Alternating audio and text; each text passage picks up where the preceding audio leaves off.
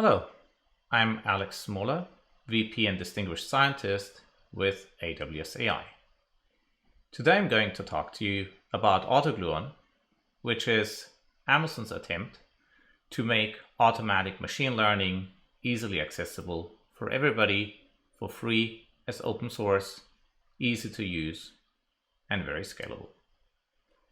You can check it out on autogluon.mxnet.io, and if you want to help us, there's a Slack channel for you to join. Okay. So obviously, I'm not the one who did the real work. The real work is done by the people who didn't get to present this talk, namely Nick, Jonas, Alexander, Hang, Pedro, Mu, Rasul, and Pratik. I'm just the one who gets to talk about it. So kudos to them. Let's talk about finding the best food. Right. So let's say I want to figure out, what food I should cook. Well, I could maybe choose some eggs. But maybe bacon is really good. But maybe somebody else is partial to vegetables. And somebody might have a very sophisticated taste and choose fish roe instead. So which one should I pick? Well, I could go and use a genetic algorithm and I could have it optimize. And basically what it would do is, it would go and cook some dish and see, how the guest responds, and then maybe modify it and keep on doing this. And maybe as part of the optimization and experimentation, it would figure out that yes, maybe bacon is it. But maybe this is not the best bacon. You could tune that bacon further and you will get fried bacon. Okay. But maybe you don't like genetic algorithms, so you could do reinforcement learning. And with reinforcement learning, well, you take an action, the agent takes an action, namely cooks a dish, the environment responds, you get a reward, maybe that's the tip, or how many stars you get for that dish and all of that, and you keep on optimizing and updating, and as you do this, you end up with a better and better dish. And well, maybe, it's egg. But maybe this version of egg isn't so popular. Maybe sunny side up is more popular. Okay. But this feels kind of wrong, right? And you and I, if we went to a restaurant, we wouldn't expect to get just an egg. There has to be a better solution. And obviously there is. If you think about it, the pictures that I just showed you were snippets out of this picture of this delicious dish, which combines multiple ingredients for an overall enjoyable experience. Well, that's pretty good, but can we do it better? Well, as a matter of fact, we can. Well, we could have one course and then another course. So we could have 3 courses, one after the other. And of course, this will increase the happiness of the customer even more. And doesn't it look delicious? Okay, so now you must be wondering, well, this is kind of a weird talk, because this is about machine learning and I'm talking about food. Let's just rephrase the algorithm, the problem a little bit. Namely, let's say we want to find the best machine learning algorithm. Well, you could pick trees, and you could pick a forest of trees, or you could pick a deep network or something else. And then you could go and use a genetic algorithm to go and find, well, the best such machine learning algorithm, right? So maybe it'll go and pick neural networks. And maybe these are not the best networks. As a matter of fact, there is a paper called AmoebaNet by Real et al. From last year, and they did just that, and it's a very well-known paper. So it doesn't sound too crazy what I just talked about with food. Well, people do that actually with machine learning. Okay. But maybe genetic algorithms aren't your thing, so you could use reinforcement learning. And so in reinforcement learning, well, again, you would basically produce a network and you'd see how well it does. And then, you optimize based on the environment. And based on that, okay, you, in this case, again, end up with deep networks because, they're very powerful and popular. And then you use reinforcement learning to design the best network. Now, this is, again, a well-known paper by Zopf and Lee. And, well, so you might wonder, well, that's kind of crazy, right? I was talking about this in the context of food, and here we are now designing deep networks. But as a matter of fact, whether you use deep networks or other things doesn't really matter. Essentially, all other AutoML toolkits that try to solve the machine learning problem best aim to find the single best model. AutoScikit-learn does it, H2O, Tpot, GCP AutoML, Autopilot, and AutoWAIC', and a whole lot of others. Almost everybody who works on AutoML tries to find the single best network with the best parameters. Okay, so there has to be a better solution. And as a matter of fact, there is, right? And so what you can do is you can go and ensemble multiple models. So rather than, picking the best deep network or the best tree or the best forest, you can combine them. And you can combine all those algorithms, and they will, to some extent, complement each other. So can we do better? Well, as a matter of fact, you can, because you can now go and stack those networks on top of each other. So you have multiple models. You take the input plus the model outputs. You use them as the inputs for the next layer in the stack, and you keep on doing this. And in the end, you just go and weigh the output of what you've produced. Okay. So if you noticed it, I've been using exactly the same sequence of slides with food, but now with machine learning algorithms. And if nothing else, is what you remember is that making a great machine learning algorithm is like ordering a great dish. You want to have variety, and you want to have a sequence of such courses. Okay, everything else that follows after this is just gravy, right? To stay with the food metaphor. So let me give you a quick outline of what I'll be talking about today. We'll first talk about how to pre-process data, at least very briefly, how to perform assembling, how to stack multiple layers of networks, and then how to accelerate everything by distillation. Now you might wonder, okay, well, this sounds really complicated. Well, it actually turns out it's not that complicated to use. You need 3 lines of code. The first one is just to import the Python module. And the second one is to call the fit function. And the third one is to actually let it predict on new data. And you can just give it a wide range of data, amongst other things, CSV files. And it figures everything else out automatically. It figures out the categories, all of that. Now, compare that to the standard modeling journey in AutoML. So typically, and this is a picture that I took from a survey paper from Yao et al. From last year, the idea is, well, the human expert goes and defines the problem. Okay, well, can't help that. But then they have to collect some data, and then you get feature engineering, you get model selection, you optimize that specific model, you evaluate it, you iterate a few times, and in the end, well, you get something out of it. And that seems like a really natural, obvious thing, and essentially everybody else in AutoML does this. We change things a little bit. First of all, we actually combine the parameter optimization and model selection part into ensembles and stacks. So that's exactly the multiple courses of a combination of ingredients that I mentioned before. And secondly, we actually let the customer, the user, define and update and modify things as they see fit. So if they want to override some pieces, well, they can. So let's start with the first part in this pipeline, namely feature engineering.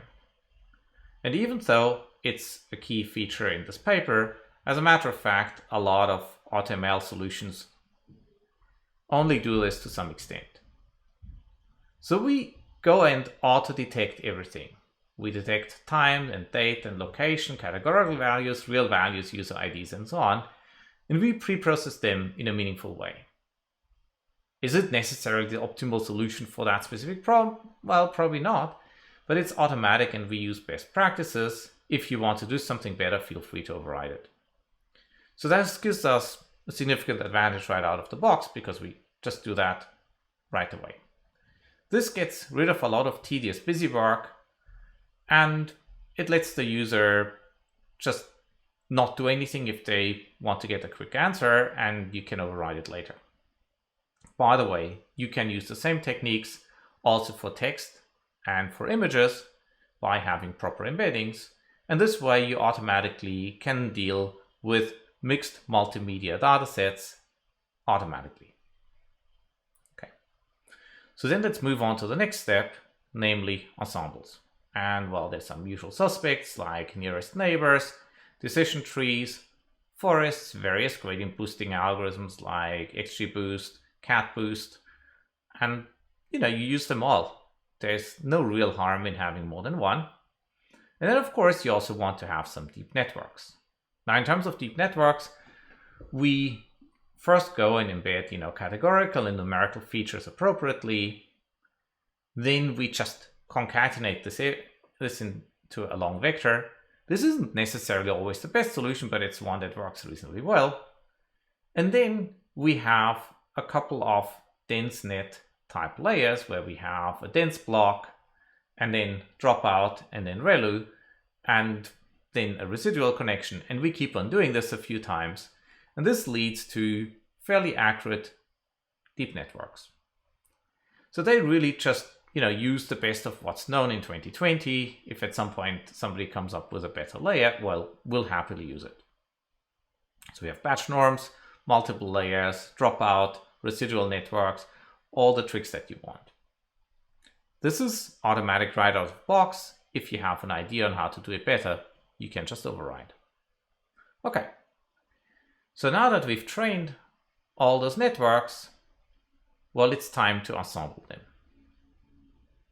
And that's actually quite easy, because what we do is we just go and actually evaluate those networks on the data. And so we get, some accuracy for a tree, some accuracy for a forest, some accuracy for deep networks, and some accuracy for k-nearest neighbors. And then once we have that, we can just go and reweight those observations in such a way that the networks that work best get the higher weight. Okay, so this sounds fine. If I just wanted to combine a couple of models, that's a good idea. Mind you, I didn't really talk that much about trying very, very hard to find the very best parameters per base learner. We pretty much just rely on the defaults of those models. We could optimize this a little bit, but it turns out that there are other ways how we can get significantly more accuracy within a given time budget. So let's actually look a little bit on how we go and evaluate. So let's say this is our beautiful training set, this multicolored circle. And what you would then do is you would set aside some amount of data and use it as a validation set.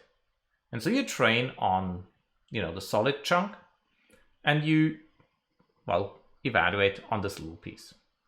Now, why do you need to evaluate? Because otherwise you don't know where to stop and how to adjust some design parameters of the individual constituents. But basically what this means is that the validation set is not really used for training. Now that doesn't seem like a big deal, but if let's say you paid $10 per observation and you have 1,000 observations, then maybe you don't want to throw away 100 of those 1,000 observations if you worked really, really hard on them. Well, as a matter of fact, if you think about it, depending on how I partition the data, I get slightly different outcomes because I will have slightly different observations in the dataset.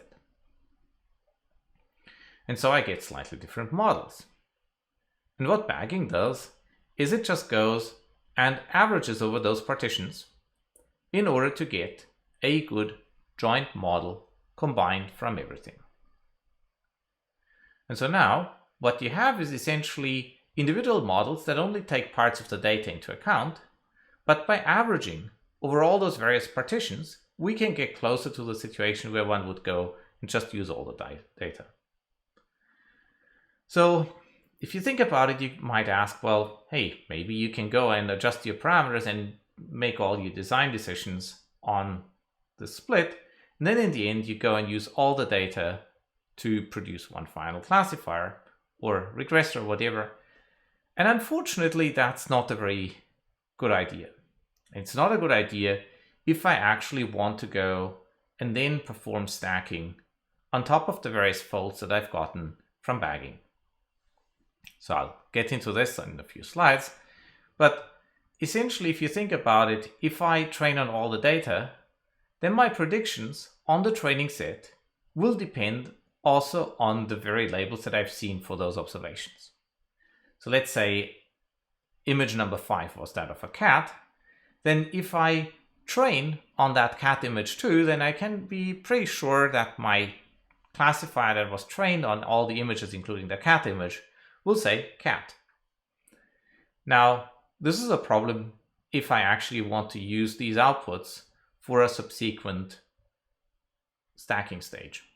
Okay. But before we get into this, let's just quickly look at what the mechanics are. So I go and take the complete data, and here I'm just looking at 5 folds, and I go and partition the data over 5 folds, in this case non-overlapping. I train on the white chunks, and I make predictions on the blue ones.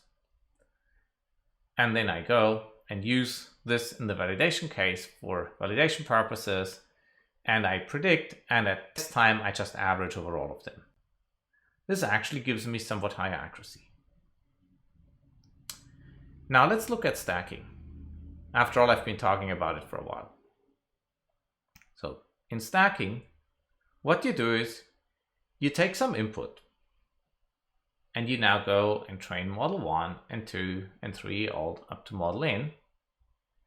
And you then go and use bagging to come up with unbiased estimates for what these models would have predicted on the test, on the training data.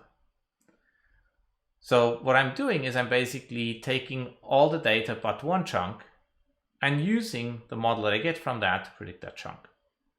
In this way, I get unbiased estimates from each of the models. I concatenate that with the input data, and I use it as input for the next level in the stack. I keep on doing this. So this looks very much like a multi-layer perceptron, except that now the individual network layers are just base learners that I might have gotten from something else, like a nearest neighbor classifier or cat boost or whatever. So this allows me to reuse features across all the layers quite efficiently, and I can use the outputs of one layer now as features for the next. This, for instance, allows me to combine nearest neighbor classifiers with a decision tree with a deep network in one jointly trained, jointly optimized scenario, except that I perform layer-wise training, where I go and use only the output of one layer to train the next layer, and I keep on doing this until I have a final output. Okay. So there's obviously the question, does this work? And there's this English expression, which is the proof is in the pudding, or the proof of the pudding is in eating it. In other words, you only know once you try it out. And let's see what we have.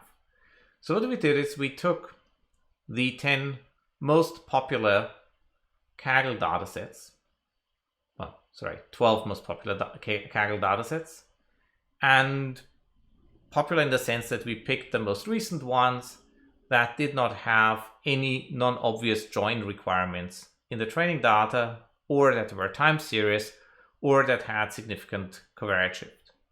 So basically, problems that fit the AutoML setting that we wanted to evaluate quite well. And then we took AutoSKLearn, Teapot, AutoWAIC'20, H2O's AutoML, Google AutoML tables, and also AutoGluon, and we compared them. Now, since this is Kaggle, we actually have more than just, this model scored a score of 0.993, but you can look at how well everybody else does on Kaggle. And so what we did is we basically looked at if the model had participated straight out of the box on Kaggle, how well would it have done? Right. So if you get close to 1, it means you're doing better than all the human participants. And as a matter of fact, if you look at two of the datasets, namely BNP Paribas and AutoGroup, we perform better than around 99% of all humans, of all human submissions. Not just all humans, because you could actually submit more than one. Furthermore, we tend to perform better than all the other AutoML toolkits. There are only maybe 2 or 3 problems where other toolkits come close. Like Mercedes-Benz and Allstate claims, we are being beaten, but for the rest, we actually beat everybody else. It turns out that most novice engineers cannot beat AutoGluon. So what we did is we actually checked against novice engineers who had taken some basic machine learning training, and none of them were able to produce results out of the box that were as good as what AutoGluon provided. So if you're doing a startup, if you want to just have a quick AutoML model, by all means start with this. And of course, by all means, once you have that, you might very well want to go and improve. Now you might say, well, we just cherry-picked the results from Kaggle, right? So what we did is we looked at AutoML benchmarks that we did not compose. And so there's a benchmark of a fairly large number of data sets. And again, on those, we outperform all the other AutoML toolkits. So again, we compared to H2O, Teapot, GCP, AutoSKLearn, and AutoWAIC'20. And in all but one case, we actually beat everybody else, right? So what this means is in 23 cases, we did better than all other AutoML toolkits combined. So even if you'd run all the other toolkits, you would still, and you pick the best on the test set, you would still not be as good as what we are. We had one failure, which, well, we should probably fix, but still that's fewer than pretty much everybody else. So failure simply means you have a data set where if you run it, the AutoML algorithm falls over for some reason. I should also add that all the other toolkits do not necessarily provide good preprocessing. So what we did in order to make sure that some of those toolkits actually even run is we used our data preprocessor as a feature for the AutoML toolkits that didn't have one. So this strictly improved their performance, so we made it actually really hard on ourselves, because otherwise we could have just said, well, they don't even participate because their AutoML system doesn't even work. But even with our preprocessing, they were not able to beat us. In terms of runtime, they're all kind of the same, and that's because we set a hard limit of 4 hours, and you can see that all the toolkits actually stay within that envelope pretty well. Now, average rank, what you do is simply you look at solutions and you rank them from, in this case, 1 to 6, and then you look at the average rank over all the datasets because you don't always win. Now let's look a little bit more in detail. So these are various other datasets. And we scaled the loss for AutoGluon to 1. And then we just asked, are those other toolkits doing better or worse? And one thing obviously to note is, you basically use a log scale for that because, doing twice as well or half as well, that's really what matters. And basically the dots to the left means somebody beats us, the dots to the right means we beat them. And mostly those are to the right. So there's also no clear alternative of what does well. So, okay, so we have the best AutoML system. Well, that's great. But as you remember, using this very complex AutoML system creates something very, very complex. And so now you need to worry about whether you can make this actually go faster. And we borrow some idea from deep networks called Distillation. And here's what you do. So let's just look at the problem, right? So we have the input data, then it goes into multiple models, maybe backed versions. So you might have maybe 20, 30 models in one layer of that stack. Then you concatenate it, you get some other 20, 30 models, and you keep on doing this. So you might end up evaluating in the order of maybe 100 models before you get to your output. Maybe 1,000 times, right? Depends on, how enthusiastically you bag and stack. Now, this is terrible because you have many models, you have many layers, you have many variants of the same model, and on top of that, not all the implementations are equally fast, right? So k-nearest neighbors tends not to be terribly fast in the first place, and then if you use the wrong implementation, maybe it's not really good anyway. And so we actually ran into this problem when we executed AutoGluon, and we were like, well, can we make it go faster? And we looked at all the code bases, and it was terrible, right? Because this is a lot of work to re-engineer all the code bases and make each and every one of them go faster. But, you could spend a lot of engineering on it, or you can use math. So we use math. So the trick is very simple. AutoGluon produces great models. They may be slow, but they're great. What you then do is you train a simpler model that matches AutoGluon's output. You distill basically from a more complex model to a simpler one. Now, in order to make the distillation work really well, you need to distill the synthetic data on synthetic data, not just the training data, because otherwise you don't have enough data around. So you need to think a little bit about how that synthetic data generation works. Once you have that, you're in good shape. So, well, does distillation work? Well, it turns out it works really well. The red symbols are hours.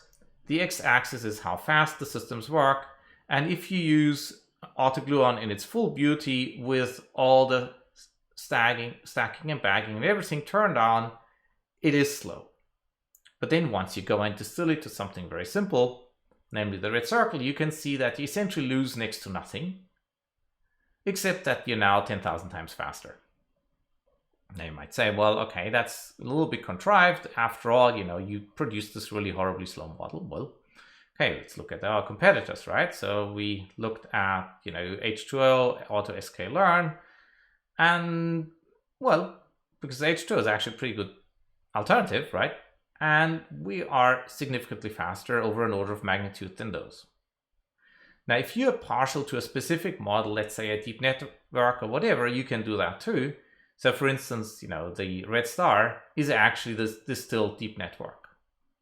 So in summary, what you get is a model that's now fast, that's very concise, that can be deployed as a tree, as a deep network or whatever, and that essentially loses not much accuracy relative to the full AutoML model and works actually better than the base learner.